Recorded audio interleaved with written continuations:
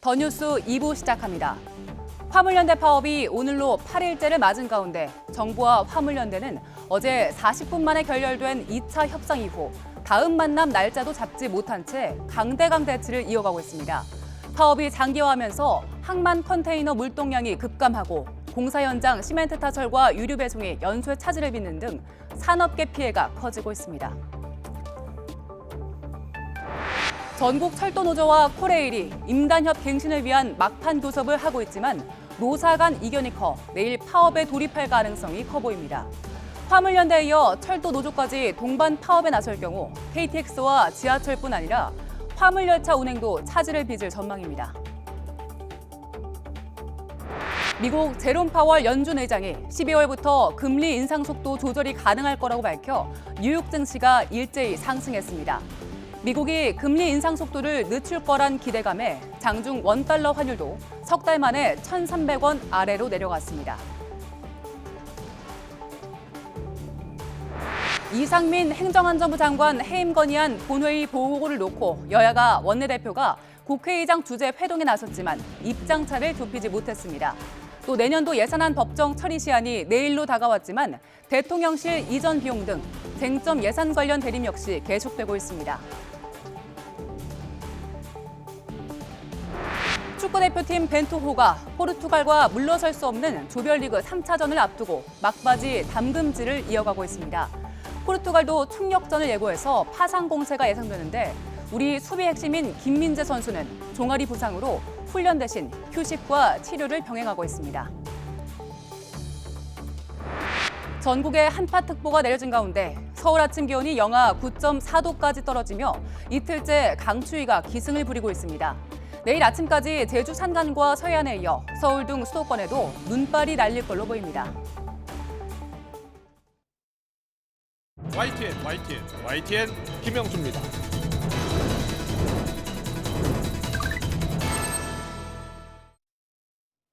여야가 이상민 행안부 장관의 거취를 놓고서 오늘도 서로 목소리를 높이고 있습니다. 새 예산안 처리는 물론 이태원 참사 진상규명에 화물연대 파업까지 지금 현안은 산적해 있는데 기승전 이상민으로 의견이 모아지면서 강대강 대치가 격화하고 있는 모습입니다. 여당은 어제 민주당의 장관 해임 건의안 발의를 일방통행식, 선전포고라면서 발끈했고 민주당은 탄핵 전에 마지막 기회라면서 맞서고 있습니다. 오늘 아침 회의에서도 여야는 공세의 날을 세웠습니다. 여당에서는 대선 불복 좌파연합으로부터 대한민국을 지키겠다면서 비판의 수위를 높였고요.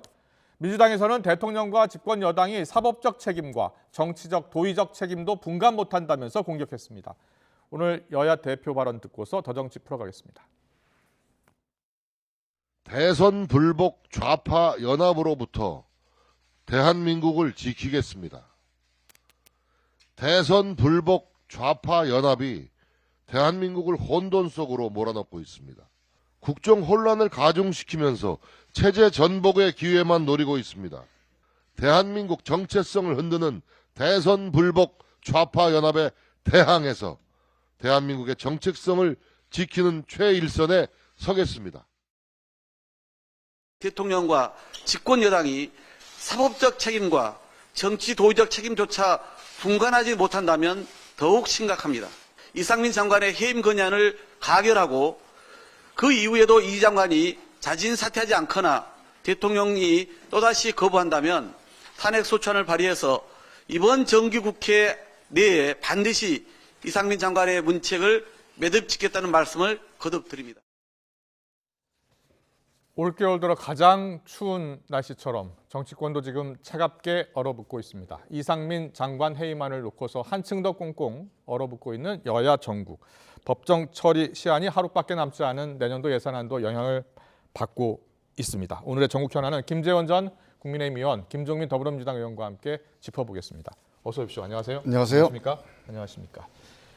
이상민 장관 해임 건의안 어제 발의는 됐잖아요. 본회의에 상정돼서 처리가 돼야 되는데 일단 지금 김진표 의장은 여야 합의로 좀 본회의에 상정하자 이런 입장인 것 같아요. 민주당은 이번 주 안에 반드시 처리한다는 거잖아요. 내일까지잖아요. 가능할 것 같아요? 그러니까 오늘 이제 본회의 보고를 하게 되면 네. 내일까지 처리를 해야 되는 거죠. 근데 오늘 국민의힘에서 본회의에 응하지 않아서 네. 지금 2시에 원래 본회의가 열리기로 했었는데 아, 그 본회의가 못 열렸습니다. 예, 예. 제가 지금 여기에 나와 있는 게 그렇다면 어떻게 할 생각이에요, 민주당은요? 예. 안 열리는 바람에 나오게 됐는데 예. 그래서 지금 내일까지 좀 당 방침은 의원들에게 비상 대기를 좀 해달라 이렇게 요청을 해놓은 상태고 예. 내일이 이제 법정 그 예산안 처리 시한이 내일이거든요. 그렇죠. 그 내일 본회의를 한 번 더 시도를 해볼 계획인 것 같아요. 그렇군요. 그래서 지금 국회의장과 협의를 좀 진행하고 있는데 지금 주호영 국민의힘 대표는 아직도 해임 건의를 취소해야 뭐 논의에 응하겠다 이런 입장인 것 같습니다. 그렇군요. 예. 지금 국민의힘은 어떻게 대응할 생각입니까?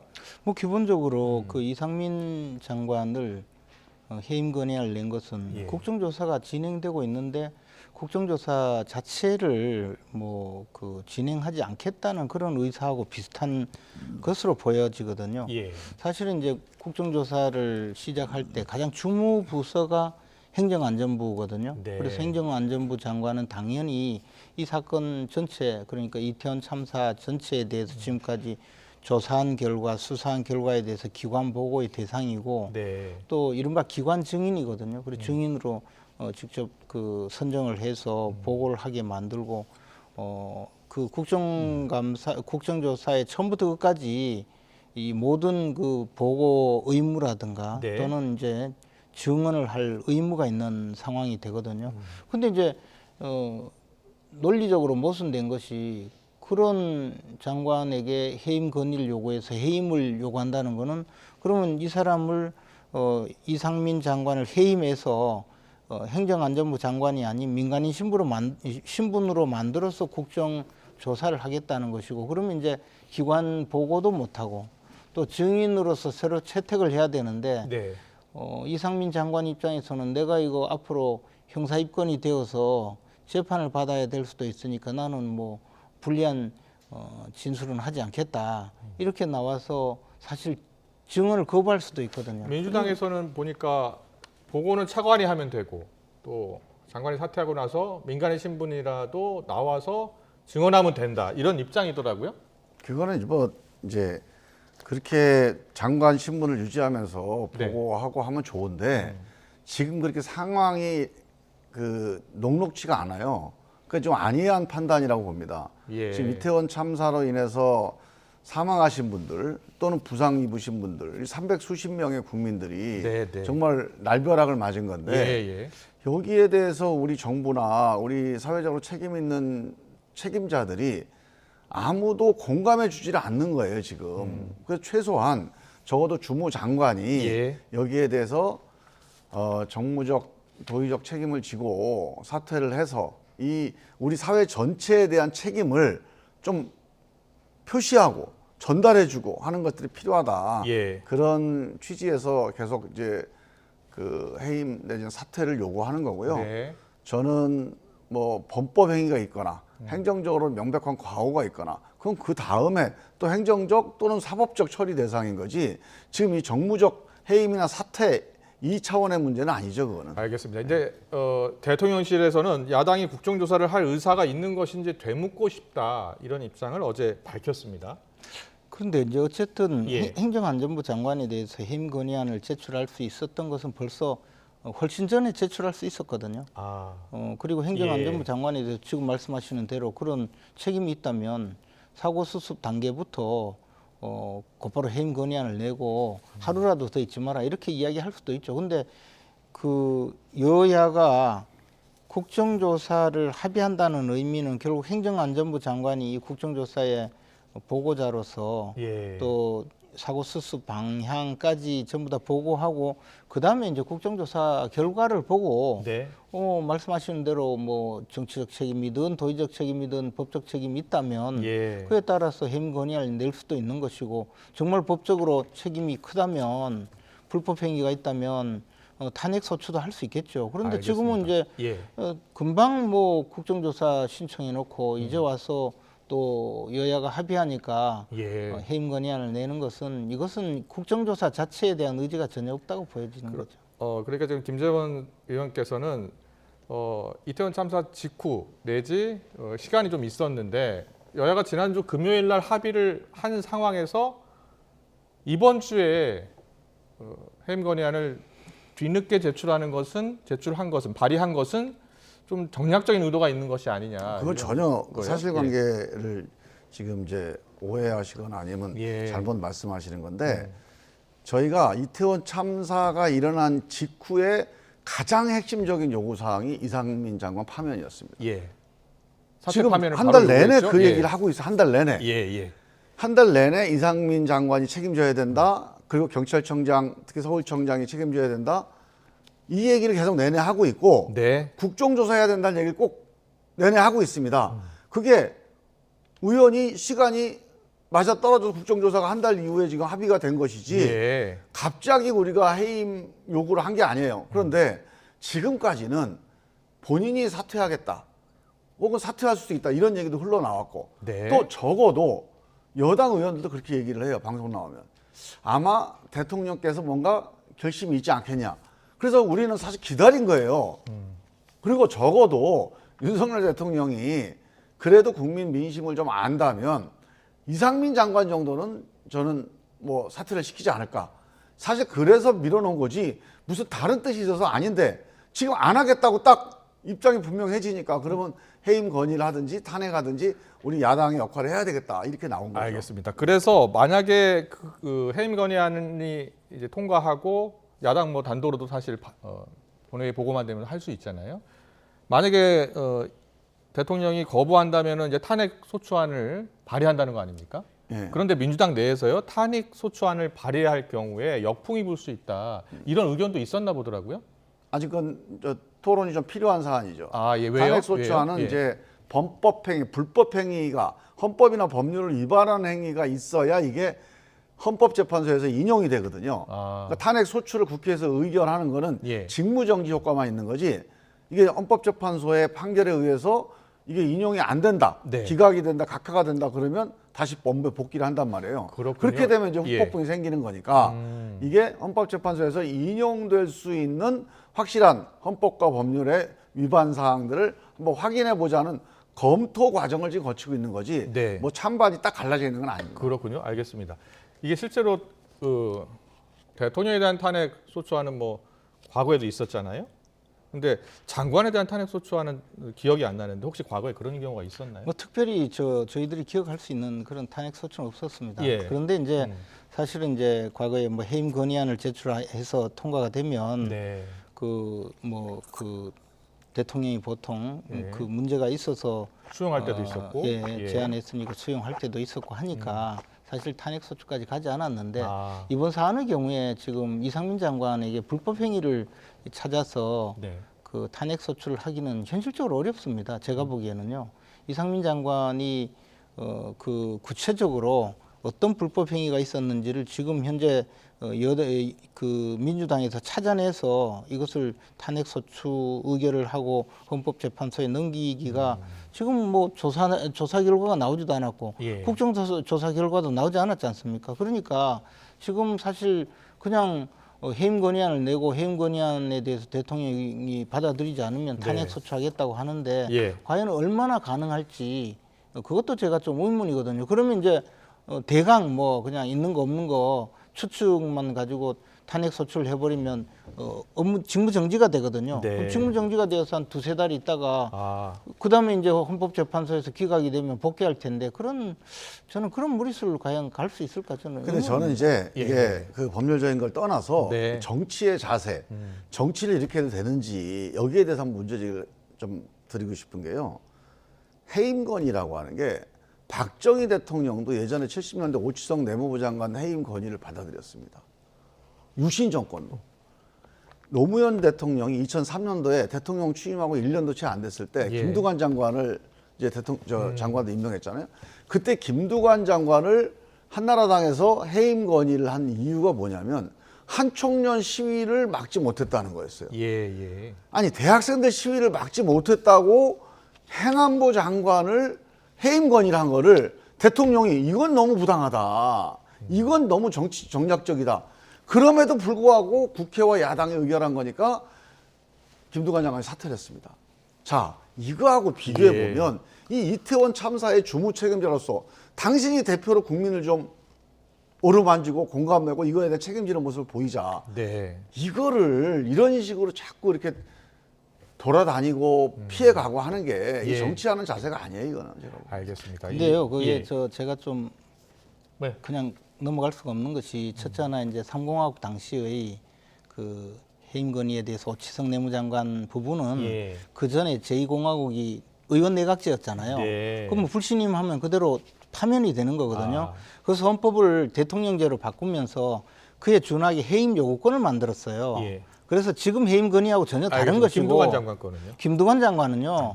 그게 아니고 한 청년 시위 못 막았다고 한 게 아니고 예. 경찰이 예. 농민 시위 막다가 농민이 사망한 사건에 대해서 책임지라는 거였어요. 근데 그랬습니까? 지금 그 뭐 확인이 좀 필요할 나오면 것 같습니다, 전부 두 이렇게 의견이. 아니, 그러니까 사실과 시민을 다른 책임지라고 이야기를 하면서 장관을 예. 해임하는데 이 안전 문제에 대한 총괄 책임자가 지금 350명의 국민이 사상을 당했는데 예. 이 책임을 안 아, 지겠다는 이유가 게 어쨌든 간에 일단 해임 건의안이 말이 안 발의가 되죠. 됐고 그걸 이제 수용한 아니 그래 것은 맞는 것 같아요. 사실관계도 틀리게 이야기하면서 엉터리로 이야기하면 안 찾아봐요. 되고 찾아봐. 더군다나 또 예. 하나는 예. 이태원 참사와 그때 당시의 그 적극적인 행위에 의해서 경찰이 예. 시위 농민을 사망에 이르게 한 사건은 사실 형사 책임 문제가 있기 때문에 그렇게 된 것인데 그걸 가지고 일방적으로 지금 한 청년 듣도 보도 못한 한 청년 이야기를 하면 됩니까?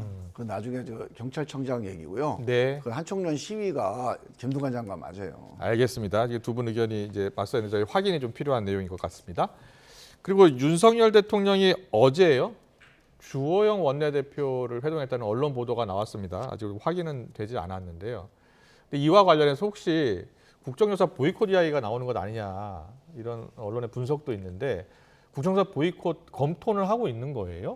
저는 예. 지금 이게 국정조사가 과연 민주당이 이 국정조사를 제대로 끌고 가려고 하는 것인지에 대해서 굉장히 의문이 가고 있거든요. 예. 왜냐하면 사실 행정안전부 장관을 해임 건의 요구를 하면서 국정조사를 네. 같이 하겠다는 건 동시에 이룰 수 없는 거라고 봐요. 그리고 어떻게 보면 정치적인 최소한의 신뢰가 상실된 그런 과정이니까 네. 뭐 당연히 민주당의 그 조치에 대해서 국민의힘에서도 그러면 국정조사에 대해서 우리는 참여하지 않겠다라는 반응을 보일 수 있다고 봅니다. 다만 네. 결과가 어떻게 될지는 아직까지 또 시간이 지나봐야 조금씩 협상이 있겠죠. 그러나 지금 상황에서 그러면 멀쩡하게 행정안전부 장관들 기관 증인으로서 예. 이 사건에 대해서 보고를 하게 만들고 국정조사를 시작하고 있는데 갑자기 해임 건의안이 들어오면 우리는 여기 참여할 수 없다 하지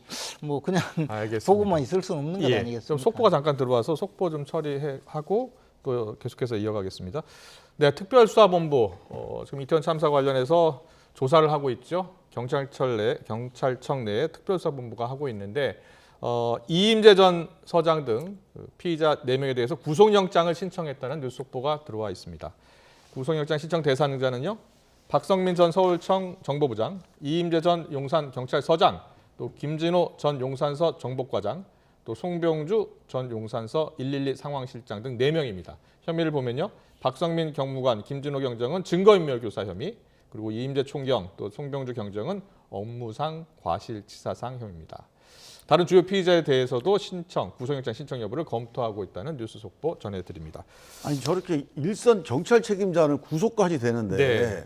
지휘 감독 책임을 맡고 있는 장관이나 청장이 아무런 책임을 안 지겠다. 예. 이게 국민들한테서 납득이 되겠나요? 난 이해가 안 갑니다. 지금 특수본 수사 관련해서 왜 일선 책임자만 저렇게 책임을 묻느냐, 그 윗선은 왜 조사 안 하고 책임을 묻지 않느냐 이런 여론이 있는 것 같아요. 그래서 이제 국정조사를 하자는 거죠. 국정조사를 통해서 정말 어느 정도 책임이 있는지 밝히고 예. 그 점에 대해서 야당이 정말 이만큼 책임이 있다는 게 확인되면 그때 네. 가서 또 당연히 어떤 조치를 할 수가 있겠죠. 그러나 예. 지금 이제 국정조사 시작하면서 해임 건의안 내는 것은 저는 국정조사 결과가 네. 별로 신통치 않을 걸 사전에 지레 겁먹고 국정조사 자체를 파국으로 몰고 가려는 그런 시도 아닌가라고 생각합니다. 자, 윤석열 대통령이 어제 주호영 원내대표 회동했다는 언론 보도에 대해서 기자들이 좀 물었습니다. 주호영 원내대표가 뭐라고 답했는지 듣고서 이야기 좀 나눠보겠습니다. 어제 관저 다녀오셨다는 기사가 나왔는데요. 무슨 말씀하셨어요? 그걸 기정사실하고 무슨 말했냐고. 아니 기사가 나왔더라고요. 아니, 나는 저 기사 오보지. 저는 공개된 일정 이외에는 누구를 언제 만났다 이런 것을 확인해 드리지 않습니다. 아까 전에 오보라고 말씀하신 거는 그러면 기사에 어떤 부분이 틀린 부분이 있다는 말씀이신 건가요? 그것도 제가 말씀드리지 않겠습니다. 네, 지금 공개된 일정 외에는 확인해주지 않는다. 일단 답변의 뉘앙스를 보면 부인을 하고 있지 않은 것 같아요. 좀 그런 느낌이 예, 드네요. 그런 느낌 들지요? 그럼 만난 게 사실이라면요? 지난 25일, 그러니까 금요일 날 지도부 만찬이 있었거든요. 그럼 닷새 만에 다시 만난 겁니다, 대통령은. 어떤 이야기가 오갔을 것으로 보세요? 글쎄요, 뭐 제가 보기에는 예. 만났다고 딱 그런 뉘앙스도 아닌 것 아, 같은데. 그렇습니까? 예. 그럼 왜 안 만났으면 안 만났다고 하면 되잖아요. 예. 뭐 하여간 뭐 오보라는 얘기를 한 걸 봐서는 예. 보도 자체가 좀 문제가 있거나 사실관계가 아. 좀 문제가 있는 걸로 좀 보이는데. 예, 예. 알겠습니다. 이제 지도부 이제 만찬 당시에 이야기 좀 들어보면 윤석열 대통령이 주 원내대표에게 선배라고 이렇게 칭한다고 하더라고요. 맞습니까? 선배라고 부릅니까? 뭐 평소에도 예. 그 대선 전에도 그런 정도로 예우를 많이 했었죠. 그렇군요. 예. 예. 그리고 제가 보기에 어쨌든 뭐 저 지난번에 당 지도부 비대위 관계자들하고 만찬하는 것은 만찬했죠. 그 사전에 공개하고 예, 했죠. 만찬을 했지만 또 그 앞서서 4명의 뭐 주요 정치인들 부부 동반해서 관저에서 만났다 이것도 하고 이번에 또 혼자 만났다는 내용인데 이런 것은 사실 과거 정권에서는 거의 공개가 안 됐었거든요. 예, 근데 예. 뭐 밥만 먹고 나오면 뭐 공개가 되는 이것도 좀 특이한 것 같아요. 아, 그렇군요. 예. 지금 예, 뭐 여러 보도가 나오고 있는데요. 지난주 금요일 날 만찬 외에도 저 부부 동반으로 사전에 만났다는 보도도 나오고. 근데 제가 예. 보기에는요, 무슨 예를 들어서 뭐 측근, 뭐 비선 실세 이런 회동은 모를까. 아, 예. 공개적인 지도부를 비공개로 만나는데 어떻게 안 알려지겠습니까? 예, 그건 뭐 예. 당연히 오히려 그런 거는 사실은 공개 일정으로 잡는 게 맞죠. 공개해서 예. 여기서 이런 얘기가 오갔다. 과거 민주당 정부 예. 때도 그렇게 공개 다 그렇게 일정으로 했죠. 만났습니까? 예, 야당하고는 왜 안 만났다 이 얘기도 해줘야 되고. 예. 그래야 떳떳한 거지. 그걸 왜 네. 비공개로 아니, 몰래 뭐 만납니까? 민주당 정권 때도 예. 그 문재인 대통령이 개인적으로 저녁에 저 관저에서 만찬하는 것이 알려진 건 거의 없죠. 그리고 이제 이런 것은 아까 그 당 지도부와의 만찬 예, 예. 그것은 뭐 당연히 알리는 것이 맞고 그 다음에 또 원내대표와 만나는 것도 뭐 저 공개할 수 있다고 봅니다. 예, 예, 그러나 이제 알겠습니다. 공개하지 않는 것이 알려지는 것에 대해서 그러니까 자꾸 억측이 생기는 것 아닌가 그런 예, 이야기죠. 알겠습니다. 민주당 상황 잠깐 넘어갈게요. 이재명 대표를 둘러싼 사법 리스크 현실화 우려가 당 안팎에서 나오고 있는데 박영선 전 중소벤처기업부 장관이 민주당을 향해서 비판의 목소리를 냈습니다. 듣고서 대답 이어가겠습니다. 지난 대표 경선이었나요? 그때 이재명 대표가 출마하면 분당 가능성도 있다 이렇게 경고하셨어요. 고양이의 탈을 쓴 호랑이와 같은 그런 모습을 보여서는 안 된다라는 이제 그런 요지의 이야기를 페북에 쓴 적이 있는데요. 네. 그거와 유사하게 돼가는 것 같아서 지금 굉장히 가슴이 아픕니다. 뭐 민주당의 지금 상황이 예상됐던 것이라고 하면서 이 고양이의 탈을 쓴 호랑이라고 표현했는데 김종민 의원님 이게 무슨 뜻인가요? 예. 그래서 제가 우리 박영선 의원 대변인이 아니라서 예. 제가 정확한 뜻은 잘 예, 모르겠습니다. 어떤 뜻으로 근데 읽히세요? 이제 예. 과거에 그 저 국정원 댓글 사건 국정조사 청문회에서 박영선 의원께서 저보고는 양어 탈을 쓴 늑대라고 이야기한 적은 있는데 아, 그랬습니까? 예. 고양이 탈을 쓴 호랑이가 고양이 탈을 쓸 수 있나요? 제가 보기에는 호랑이 탈을 쓴 고양이 아닌가? 또는 뭐 예. 호랑이 탈을 쓴 여우 아닌가? 뭐 그럴 것 같은데 네. 이재명 대표가 뭐 호랑이급은 아니잖아요. 알겠습니다. 그런데 아니, 아마 예. 뭔가 이 좋은 뜻은 아니고 박영선 대표가 항상 좀 이야기할 때 이제 네. 뭐 아마 양의 탈을 쓴 늑대 그런 개념으로 고양이 탈을 쓴 호랑이라고 한 것 같은데 이 분당 가능성 이야기가 사실은 지금 핵심으로 보이는데요. 민주당 내에서 여러 목소리가 나오는 건 사실이잖아요. 네. 예. 당내 아니, 뭐 목소리- 분당 얘기는 안 나옵니다. 지금 분당 얘기는 저도 못 들은 것 같고요. 예. 그런데 당내에서는 이재명 대표 관련해서 측근들이 구속되면서 사과 이야기 좀 계속 나오고 있잖아요. 네. 근데 이제 주류 쪽에서는 친명계 쪽에서는 아직 사과할 때가 절대 아니다 이런 입장이더라고요. 김종민 의원님은 어떤 생각이세요? 저는 일단 지금 이 사법 문제에 대한 대응을 네. 잘해야 된다. 잘해야 된다. 원칙적으로 제대로 대응해야 된다. 예. 여기에 대한 기준은 분명합니다. 사법 대응은 일단 개인 문제라면은 개인과 변호인이 하는 게 맞습니다. 네. 아무리 당대표든 당대표 측근이든 누구라도 개인적인 사법 문제를 당 차원에서 대응하는 것은 위험해요. 그 위험한 이유가 뭐냐면 네네. 그 당대표든 그 의원이 별게 아니라서가 아니고 예. 그 사람이 미워서가 아니에요. 개인과 관련된 사법 문제는 예. 개인만이 잘 알아요. 아. 당에서 아무리 물어봐야 아. 그 개인이 100% 다 얘기를 못 해줍니다. 네네. 근데 사실관계를 예. 자기 개인이 자기가 책임지고 아는 대로 대응을 하는 게 맞지. 잘 모르는 당에서 대변인이나 지도부가 이게 사실이다 아니다 옹호를 하든 비판을 하든 네. 그게 나중에 예. 사실과 다르게 밝혀질 경우에 당의 후폭풍 또 당의 상처가 엄청 클 수가 있어요. 네. 당의 신뢰도가 떨어집니다. 그래서 결국은 누구 한 사람 살리려다가 당이 무너지거나 흔들리는 이런 위험에 빠질 수 있어서 그거는 철저하게 하지 말아야 된다. 그건 김대중 노무현 대통령 다 마찬가지였습니다. 서른 의원은 이재명 대표가 당대표 내놓는 것도 방법이다 이렇게 표현을 했던데요. 그 문제는 이렇게 생각을 한번 해볼 필요가 있습니다.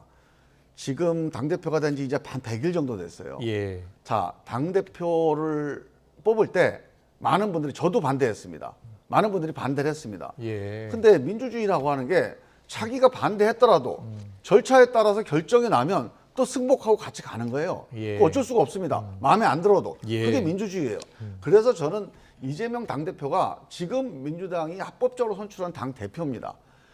이 전당대회의 당원들의 의견, 이 결정을 뒤집을 만한 사정 변경이 있느냐 네. 하는 점은 조금 저는 판단해 볼 문제가 있다. 그래서 사실관계에서 명백하게 이 당대표직을 수행하기 어렵거나 아니면 이재명 당대표로서는 도저히 민주당의 신뢰를 유지하기 어렵다. 예. 이런 상황이나 사정 변경이 오느냐 안 오느냐가 그 문제의 핵심인 건데 네. 아직까지는 그 점에서 검찰이 수사는 하고 있지만 그 수사 결과가 이재명 대표에게 직접적으로 사법적인 어떤 명확한 그런 당대표직을 내려놓을 만한 예. 이런 공감대까지는 아직 아닌 것 같아요. 알겠습니다. 김재원 아니 근데 의원께서 저는 어떠세요? 의아한 것이 예. 이상민 장관에 대해서는요 외청에 있는 경찰이나 이 현장 대응 경찰이나 또는 서방의 현장 대응이 좀 잘못되었다고 해서 지금 책임지라고 하면서 뭐 사과는 여러 번 했지만 책임지라고 하면서 해임 건의안까지 내면서 대표가요 자기 때문에 지금 벌어진 일이잖아요. 그리고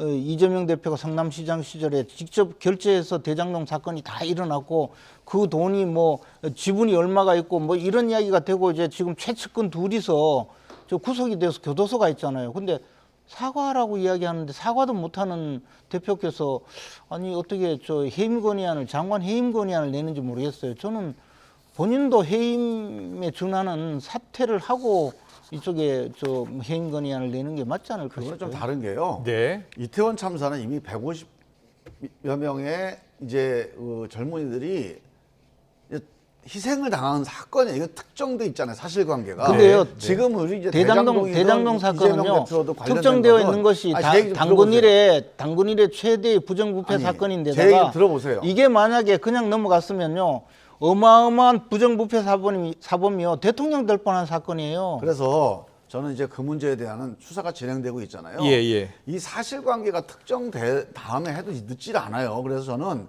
이 문제에 대한 수사가 진행되고 있는데 뭘 급하게 그렇게 자꾸 다루지? 아니 두 분이 구속됐잖아요. 한번 그럼 사과라도 보시죠. 하라고 자, 했죠. 자, 지금 이와 관련된 내용 중에 하나가 될 것 같은데요. 지난 2020년 4월에 작성된 것으로 알려진 지금 문건이 지금 하나 나왔는데 이게 그 문건의 내용이요. 2014년 지방선거 때 이재명 당시 성남시장 측에 선거 자금을 제공했다는 남욱 변호사의 주장을 좀 뒷받침할 수 있는 그러한 문건인 것 같아요. 그런데 이게 대장동 의혹이 본격화하기 이전에 작성이 됐다는 겁니다. 그러니까 2020년이니까요. 대장동 의혹은 작년에 이제 불거진 거니까요. 근데 이거와 이제 사건의 실체가 좀 가깝다는 게 이제 검찰의 판단인 것 같아요. 어떤 어떻게 보고 계세요? 근데 이게 이제 남욱 변호사가 뭐 이렇게 저 자금을 조성해서 네. 김용 부원장에게 가져다 줬다 또 그 과정에서 김만배 씨가 어떤 이야기를 했다 이런 이야기에 대해서 지금 객관적인 증거가 없다고 주장하잖아요. 네. 그런데 객관적인 증거는 이 돈을 조성할 때 자금을 예. 조성할 때 협조해 준 사람, 뭐 협력업체에 준하는 사람이 50억 원을 마련해 줬다. 근데 네. 그 자금을 마련해 줄 때 어떤 명목으로 어떻게 쓴다고 해서 자금을 마련해 줬다고 하고 예. 남욱 변호사도 그에 부합하는 진술을 하고 있어요. 예. 특히 뭐 2004년도에 2004년 무렵에 지방선거에 대비해서 자금을 마련해 주는 그 과정에 대해서 충분하게 이야기를 하고 있고, 근데 이제 둘 사이 분쟁이 생겼거든요. 그래서 네. 2020년에 이제 그 돈을 요구하면서 2014년에 돈을 댄 그 전주 분 같아요. 예, 그분이 그래서 이제 일단은 돈을 많이 못 번 줄 알았는데 돈을 많이 번 사실을 안 거죠. 뒤늦게. 그러니까 이제 확인하고 나서 이제 내용 증명 보낸 내용 거죠. 증명을 보내면서 예. 그 내용이 같으면 결국 남욱 변호사와 이해관계가 상충하는 사람도 이 점에 대해서는 인정을 하는 것이니까 명백하게 이런 것을 보통 우리 증거법적으로 보강 증거라고 하거든요. 그래서 계속 뭐 말뿐이다, 말밖에 없지 않느냐, 뭐 전원 진술이다 이런 주장을 하면서 벗어나려고 하는데 그게 안 된다는 거죠. 지금 이미. 저는요. 예. 그 우리 언론에도 좀 부탁드리고 싶은 게 네. 검찰 언론이 마찬가지다. 검찰이 지금 이제 이게 예전에 우리가 많이 얘기했던 피의사실 유포에 해당되는 상황에 예, 이런 게 다 예. 뭔가 하여가 검찰 수사에서 나온 얘기가 계속 하나씩 이렇게 흘러다니잖아요. 예. 언론에 일단 보도거리가 되는 겁니다. 그런데 한번 보세요. 어떤 사법적인 문제가 예. 언론에 의해서 쪼각쪼각 이렇게 보도되고 논쟁되고 이렇게 텔레비에 나와서 무슨 토론하고 이게 대상이 되는 게 맞나요?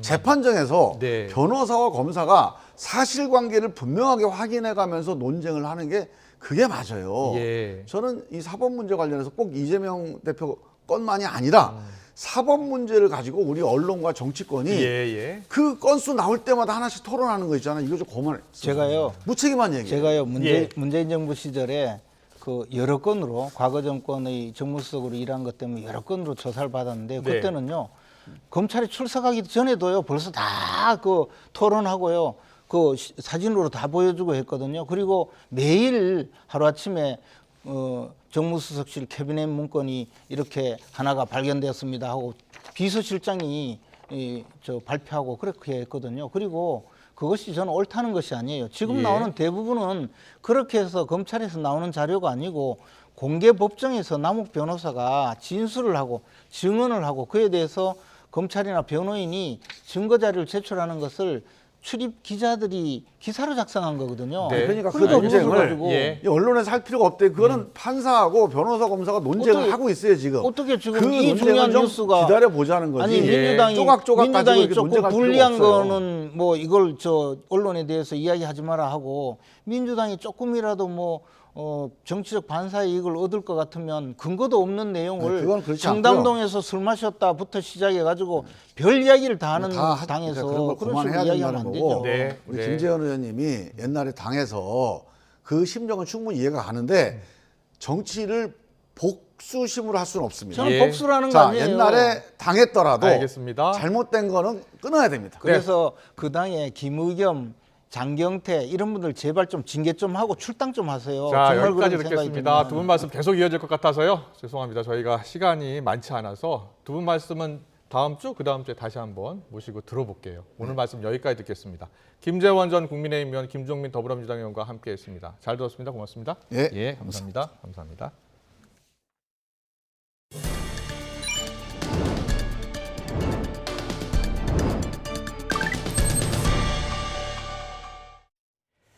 이재용 삼성전자 회장이 삼성물산 제일모직 부당합병 의혹 사건 재판에 출석하는 길에 계란을 맞을 뻔한 일이 벌어졌습니다. 오늘 오전 재판에 출석하기 위해 법원 청사 앞에 도착한 이 회장은 날아온 계란에 맞지는 않았지만 크게 당황한 기색을 보였습니다. 계란을 던진 사람은 방송인 이메리 씨로 파악됐는데 앞서 이 회장 재판 출석 때마다 고함을 치기도 했던 걸로 전해졌습니다. 암호화폐 루나 폭락 사태와 관련해 테라폼랩스의 공동설립자 신현성 씨와 개발자, 초기 투자자들에 대해 그제 구속영장이 청구됐습니다. 구 씨를 포함한 8명이 루나를 팔아 얻은 평균 수익은 400억 원에 이르는 걸로 확인됐는데 검찰은 범죄 수익으로 보고 착고했습니다. 신지원 기자의 단독 보도입니다. 소셜커머스 티켓몬스터의 성공으로 유명해진 벤처기업가 신현성 씨. 권도영 대표와 테라폼랩스를 설립할 때 같이 일할 직원을 영입하는 데 직접 나섰습니다. 멤버들을 최고급으로 구성하는데 많은 노력을 썼습니다. 신 씨와 티켓몬스터에서 일했던 프로그램 개발자도 포함됐습니다. 티켓몬스터 출신 A 씨는 간편 결제 시스템 차이페이의 고객 정보를 테라폼랩스에 보내는 시스템을 개발한 핵심 인력으로 파악됐습니다. 이렇게 신 씨가 영입한 A 씨 등 7명이 신 씨와 함께 영장 청구 대상에 포함됐습니다. 이들이 폭락 전까지 루나를 거래해서 벌어들인 돈은 평균 400억 원에 이르는 것으로 검찰은 파악하고 있습니다. 신현성 대표가 1,400억 원을 번 것으로 추산되고 다른 7명이 거둔 차익도 최대 800억 원에서 최소 10억 원대에 이릅니다. 이들의 루나 매입 단가는 0.1원에서 200원대 수준. 루나 가격이 최고 14만 원대까지 치솟았으니까 천문학적인 수익률을 거뒀을 것으로 보입니다. 검찰은 이들이 사전 발행된 루나를 대량 확보했다가 자전 거래로 가격을 띄워 고점마다 분할 매도하는 방식으로 수익을 올린 혐의를 두고 있습니다. 신 씨 측은 지난 2020년 테라폼랩스에서 손을 뗐고 가지고 있던 물량을 꾸준히 현금화했을 뿐 고점 거래를 통해 이 같은 수익을 거두지는 않았다고 해명하고 있습니다. 신현성 씨의 1,400억 원대 수익은 이미 처분할 수 없도록 동결된 상태지만 수백억대 차익을 거둔 다른 개발자들의 수익은 아직 묶여있지 않은 것으로 알려졌습니다. 검찰은 A씨 등 7명의 루나 매매 차익도 범죄 수익으로 보고 추적하고 있습니다. 신 씨와 테라폼랩스 직원 등 8명에 대한 구속 전 피의자 신문은 내일 열립니다. YTN 신지원입니다. 네, 조금 전 들어온 소식 전해드리겠습니다. 지진 속보가 들어왔습니다. 기상청에서 밝혔는데요. 경북 김천 동북 동쪽에서 규모 3.2의 지진이 발생했습니다. 10분 전쯤이었습니다. 15시 17분 58초 경북 김천시 동북 동쪽 14km 지역에서 규모 3.2의 지진이 발생했다고 기상청이 밝혔습니다. 진앙은 북위 36.17도, 동경 128.27도이고 지진 발생 깊이는 14km로 전해졌습니다. 기상청은 지진 발생 인근 지역은 지진 동을 움직임을 느낄 수 있었을 거라면서 안전에 유의하길 바란다고 말했습니다. 자세한 소식은 정리가 되는 대로 전해드리겠습니다. 준비된 소식 이어가겠습니다. 월성원전 1호기 경제성 평가 부당 개입 의혹을 수사하고 있는 검찰이 문재인 정부 인사들에 대해 추가 압수수색을 벌였습니다. 대전지방검찰청은 최근 김수현 전 사회수석 비서관과 문미옥 전 과학기술보좌관의 사무실을 압수수색했다고 밝혔습니다. 검찰은 월성원전 1호기의 경제성 평가 내용을 조작해 가동을 중단하게 하고 한수원에 손해를 입힌 혐의를 이들에게도 적용할 수 있는지 들여다보고 있는 걸로 전해졌습니다. 오늘 0시 기준 코로나19 신규 환자는 57,079명으로 집계됐습니다. 일주일 전보다 2천여 명 줄었고 2주 전보다는 1,000여 명이 늘었습니다. 신규 환자 가운데 국내 발생은 57,036명이고 해외 유입은 43명입니다. 위중증 환자는 430명으로 13일째 400명대를 나타냈습니다. 사망자는 62명으로 누적 사망자는 3568명입니다. 지난달에도 한국은행이 기준금리를 0.25% 인상한 가운데 아파트 매매, 전셋값 하락폭도 역대 최대 하락 기록을 경신하고 있습니다. 한국부동산원은 이번 주 전국과 수도권, 서울 아파트값이 지난 2012년 5월 시세조사 이래 일제히 최대 폭으로 하락했습니다. 지난주에 이어 최대 낙폭 기록을 매주 갈아치우고 있습니다. 서울은 지난주 마이너스 0.52%에서 이번 주 마이너스 0.56%로 낙폭이 커졌습니다. 수도권 전체 아파트 값은 지난주 마이너스 0.81%에서 마이너스 0.95%로 하락폭이 커졌습니다. 인천은 1.05% 떨어져 주간 하락폭이 1%를 넘었고 경기는 마이너스 0.96%로 1%에 육박했습니다. 전셋값도 약세가 이어졌습니다. 전국 마이너스 0.69%, 수도권 마이너스 0.95%, 서울 마이너스 0.89%로 모두 조사 이래 최대 하락입니다. 가구당 평균 부채가 9천만 원을 넘어섰습니다. 통계청의 가계금융복지조사 결과를 보면 지난 3월 말 기준 가구당 평균 부채는 9,170만 원으로 1년 전보다 4.2% 늘었습니다. 가구 빚은 74.2%가 금융부채였는데 담보대출이 5,381만 원으로 가장 많았고 신용대출과 신용카드 대출 등이 뒤를 이었습니다. 연령대별로는 이른바 갭투자 등의 영향으로 29살 이하 가계부채가 41.2%로 급증했고 50대와 60대 이상도 각각 6.8%와 6% 증가했습니다. 대표팀 수비의 핵심인 김민재 선수가 조별리그 3차전 출전이 불투명해졌습니다. 반면 부상으로 그간 결정했던 황희찬 선수는 포르투갈전 출격 채비에 나섰습니다. 안동준 기자의 보도입니다. 수비명가 나폴리로 이적해 괴물 같은 활약으로 당당히 주전 자리를 꿰찬 김민재. 탈아시아급 피지컬은 물론 정확한 롱패스와 빌드업으로 아시아 선수 최초로 세리에 A 이달의 선수로 뽑혔습니다.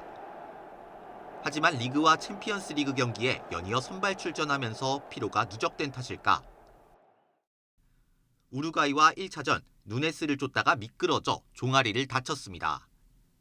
부상에도 가나와의 2차전 선발 명단에 이름을 올렸지만 후반 교체 시간 결국 쓰러졌습니다. 수비 핵심 김민재의 출전이 불투명해지면서 대표팀에는 비상이 걸렸습니다. 스타일이 비슷한 권경원을 넣거나 아이슬란드와 평가전처럼 3백으로 바꾸는 방법도 있지만 꼭 이겨야 하는 포르투갈전을 앞두고 김민재의 공백은 치명적입니다. 이런 가운데 허벅지 부상으로 1, 2차전을 모두 결장한 황희찬은 정상적으로 훈련에 참가하며 첫 출격 예열에 나섰습니다. 황소 같은 돌파력, 상대 문전을 흔드는 파괴력으로 우승 후보를 상대로 기대를 모읍니다. 포르투갈전에서도 좋은 퍼포먼스를 보여줄 수 있을 거라 생각하고 좀 더 측면에서 저보다는 조금 더 공격적으로 파괴적인 모습을 보여줄 수 있을 거라 믿기 때문에 무조건 승리가 필요한 우리 대표팀이 부상 선수 누적 악재를 딛고 또 한 번 명승부를 연출할지 3차전에 관심이 쏠립니다. YTN 안동준입니다. 네, 조금 전 들어온 소식 먼저 전해드리겠습니다. 문재인 전 대통령이 서해 피격 사건과 관련해서 입장을 밝혔습니다. 입장문을 밝혔는데요. 관련 내용 전해드리겠습니다. 서해 사건은 당시 대통령이 국방부, 해경, 그리고 국정원 등의 보고를 직접 듣고 그 보고를 최종 승인한 것이다. 그리고 당시 안보 부처들은 사실을 명확하게 규명하는 것이 불가능한 상황에서 획득 가능한 모든 정보와 정황을 분석해서 할 수 있는 범위에서 사실을 추정했고 대통령은 이른바 특수정보까지 직접 살펴본 뒤에 그 판단을 수용했다는 입장을 밝혔습니다. 당시 국방부 등 보고에 특수정보까지 살펴본 판단이라고 밝혔는데요. 판단 근거는 달라진 것이 전혀 없는데 결론만 정반대다. 이런 입장문을 밝힌 상황입니다. 저희가 더 자세한 소식은 정리가 되는 대로 전해드리겠습니다. 준비된 소식 이어가겠습니다. 미국을 국빈 방문 중인 에마뉘엘 마크롱 프랑스 대통령이 미국 인플레이션 감축법의 전기차 보조금 차별 문제를 강하게 비판했습니다. 마크롱 대통령과 조 바이든 미국 대통령은 오늘 정상회담을 열어서 이 문제를 논의할 예정입니다. 김원배 기자의 보도입니다. 미국을 국빈 방문 중인 에마뉘엘 마크롱 프랑스 대통령이 현지 시간 지난달 30일 기후 문제 등을 주제로 미국 의원 등과 업무 오찬을 가졌습니다. AFP 통신에 따르면 마크롱 대통령은 이 자리에서 미국의 인플레이션 감축법에 있는 전기차 보조금이 프랑스 기업에 극도로 해롭다고 비판했습니다. 마크롱 대통령은 이것은 프랑스 업계 사람들에게 아주 공격적이라면서 미국은 문제를 해결할 수 있을지 모르지만 우리 문제는 더 커질 것이라고 말했습니다. 오늘 백악관에서 열리는 조 바이든 미국 대통령과의 정상회담에서 강도 높게 문제를 제기할 것임을 예고한 것입니다. 지난 8월 발효된 미국의 인플레이션 감축법은 북미에서 최종 조립된 전기차에 대해서만 세액 공제를 해주도록 규정하고 있습니다. 이에 따라 미국의 전기차를 수출하고 있는 우리나라와 일본, 유럽연합 EU 등은 그동안 미국 측에 우려를 제기하며 조속한 해결을 촉구해 왔습니다. 마크롱 대통령은 인플레이션 감축법이 논의될 때 누구도 자신에게 전화하지 않았다며 자신의 입장을 생각해 보라고 밝혔습니다. 또 유럽 기업에 대한 예외가 법에 적용될 수 있다면서도 이 역시 유럽 내에서 분열을 만들 수 있다고 말했습니다. 이와 관련해 카린 장피에르 백악관 대변인은 브리핑에서 인플레이션 감축법으로 유럽의 에너지 안보와 기업들에게도 혜택이 돌아간다고 말했습니다. 또 바이든 대통령은 프랑스와의 관계를 중요하게 생각하며 인플레이션 감축법은 제로섬 게임이 아니다고 강조했습니다. YTN 김원배입니다.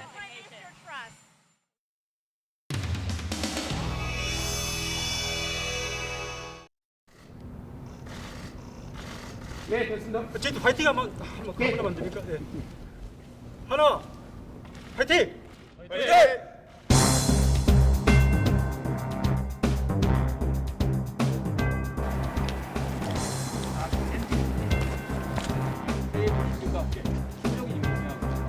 홀란드에 48대를 수출하는 계약을 체결함으로써 우수성을 인정받았습니다.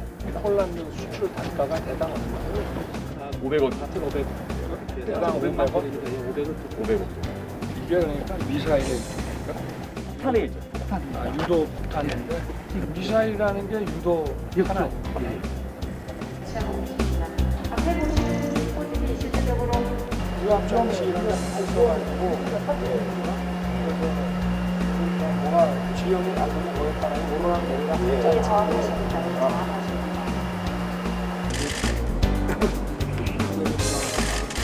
옛날에는 수륙 양용이 위에는 열려 있었는데 이제는 아주 공격이 돌아가다 막을 수 있게 수륙 양용 장갑차로는 막 세계 최고겠네. 네, 그렇습니다.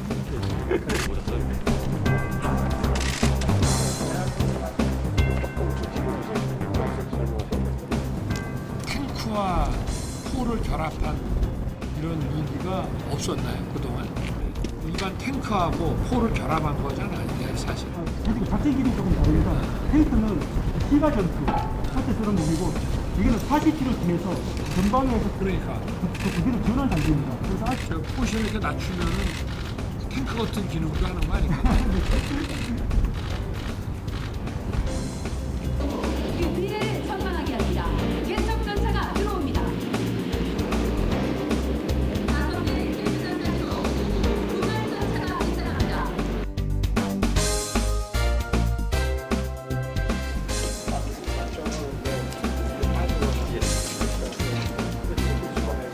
실제 뭐 전장에서 쓰인 적이 있어요? 저희 대한민국에서는 쓰지 않습니다. 예, 해외에서는 많이 쓰고 있습니다. 기름 탱크는 어느 쪽에 있어요? 기름 탱크는 앞쪽 그 전방에 엔진 정비되어 있습니다. 요거는 저기서 쏘는 거 같은데. 네, 맞습니다. 이거는 뭐죠? 이걸 선정됐습니다. 그래서 조만간 그 미군이 이제 운용을 해서 평가를 할 예정으로 있습니다. 이거는 여기 이제 원격 무장인데요. 이게 이제 그 멀리 저걸 한 2km 정도 탐지할 수 있고요. 이거 락인해서 한 요 앞에 튀어나와. 여기 그 기관총입니다. 기관총.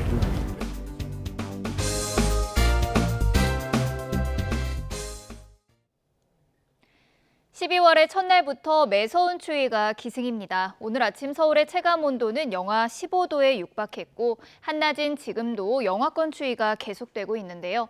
당분간 예년보다 추운 날씨가 이어지는 만큼 따뜻한 옷차림으로 보온에 신경 써주셔야겠습니다. 추위 속에 서해안과 제주도에는 내일 아침까지 눈이 오락가락 이어지겠습니다. 예상되는 눈의 양은 제주 산간에 최고 5cm, 서해안에는 1에서 3cm가 되겠고요. 수도권에도 오늘 저녁까지는 눈이 날리는 곳이 있겠습니다. 내일 아침에도 매서운 추위가 이어지겠습니다. 내일 서울의 아침 기온은 영하 7도, 철원은 영하 13도, 대관령은 영하 12도, 대구는 영하 4도를 보이겠고요. 낮에는 대부분 영상권을 회복하겠지만 찬바람이 불며 체감 온도를 낮추겠습니다. 내일 서울의 한낮 기온은 2도를 보이겠고요. 대전은 4도, 대구는 6도, 부산은 9도를 보이겠습니다. 주말에는 수도권과 강원도에 눈이 내릴 가능성이 있겠습니다. 지금까지 날씨 정보였습니다. 이슈를 더 쉽게 전해드리는 더 뉴스, 내일은 더 준비하겠습니다. 잠시 뒤 뉴스큐가 방송됩니다. 시청해주신 여러분 고맙습니다.